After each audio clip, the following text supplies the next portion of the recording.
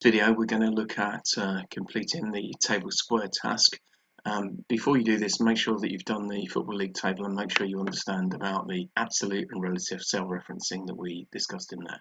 But assuming you've done that, you should be in a good place to start this task. So first of all, if I put my mouse over this cell here, which is A3 that says Monday, it says highlight all three cells containing Monday, Tuesday and Wednesday, and then use the fill handle to extend the column down to row 18. So I'm going to click on the Monday, I'm going to drag my mouse down until it says over the Wednesday, and then I'm going to move my mouse down to the bottom right hand corner of this selected area, the area with the green rectangle around it.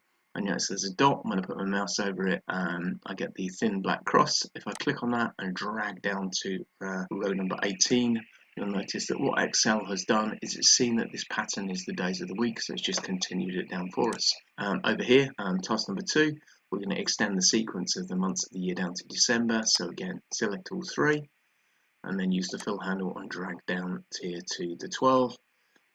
If we keep on going far enough, we will eventually get to the month of December. So there we go. Over here, if we pick these two numbers, we've got a 2 and a 4. So when we extend this sequence down, you will notice that Excel continues the sequence, adding 2 to the number above it. And this feature is called autofill, and it's a really useful thing to do when you want to, for example, write months or days, or just you've got a number sequence and you want it to continue. Now for our next two tasks, we're going to complete these table squares. So first of all, at the sides here, if we put your mouse over the side, it will tell you to continue the number sequence down and then across. So I select the 2 and the 3, click on the 2, drag down over the 3, and then I can use the fill handle down here, this green dot, and I can extend that column sequence down to until I get a 6, and likewise across the top. Next up, we want to fill in this table square here, the white area, where there are no formula.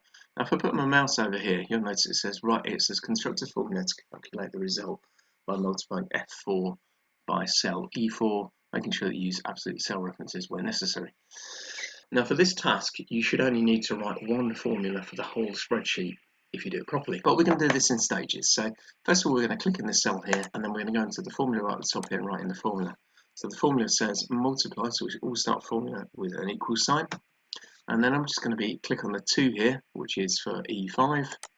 I'll put my multiplication symbol, the asterisk, and I'm going to multiply this by the 2 above it, which is in F4. Then if I press enter, it will work it out, and it says the answer is 4. And as far as I can remember, that is what you get when you multiply 2 by 2. Now if I click over this cell, and then I use the fill handle and drag my formula down, you will notice that we have a small problem here, because it says that 3 times 2 is 12, and down the bottom here it says that 6 by 2 is 1440. And if we take these cells here, and we use this area here selected, there's a green marker on the outside of it, I can use the fill handle, therefore I'll move across. You will notice that we get all these hash marks appearing here. The reason that hash marks appear is because it's saying the number is too big to fit in the cell. And if I make this column wider, you'll notice that down here it says this value contains 1.4141E plus 102. That means 1.4141 times 10 to the power of 102. In other words, 1 with 102 zeros afterwards, a very, very, very big number indeed. And you might think, what on earth is going on here? And we can easily find this out if you just pick out a cell at random. So I'm going to choose this one here with these hash marks here. If I put my mouse over it, it says this is 47775744. So that's quite a big number. And if I click my mouse on that cell, and then I go up to the formula bar at the top up here, and I click up here, you'll notice that it highlights the cells it's working with. So it's saying multiply the cell above me by the cell to my side. And if you look over the original cell where we wrote our formula, up here it says multiply the cell above me, the red 2, by the 1 by my side, the blue 2. So in other words, it's worked out this shape here, and it's saying relative to where I am, go above and to the left and multiply the contents of those two cells. And that's exactly what the spreadsheet is doing. This is because these cells are relative references. They contain no dollar signs. So what we want to do is we want to get this right. So we're going to write the formula properly. So I'm just going to remove all those formulae because they're wrong. And I'm going to go to this cell here, and I'm just going to put my original formula in as my starting point. And then what I need to do is I need to think very carefully about what I'm doing. So if I look at the, I've clicked in the formula bar at the top, and I'm going to look here at this red cell first of all. And as I copy this formula about in this area here, I need to make sure that the red cell sticks to row number 4. So the way we do that is we put a $sign in front of that 4 there. Notice no $sign in front of the F, but there's a $sign in front of the 4.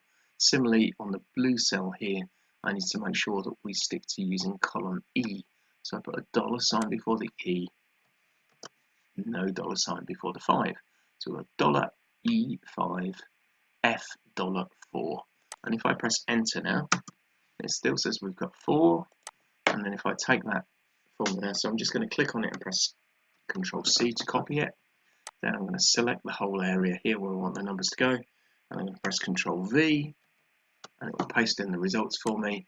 And you'll notice that every single one of them is correct. Now what we're going to do over here is we're going to try and write a single formula that fills in this whole area. And you should only need to write one formula to do this whole part of the task. So we're going to click in here, and you'll notice it says multiply N4 by M4. So we can do that.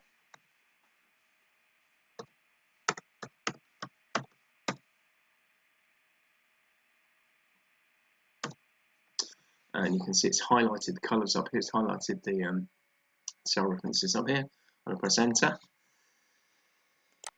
So what I'm going to do now is I'm going to look at these cell references in the formula. For the red one, I want that to stick to this column here, which is column M. So I put a $sign before the M on the red formula, on the red cell reference, should I say. And then on the blue thing up here, I want this to stick in row number 4. So I put a $sign before the 4.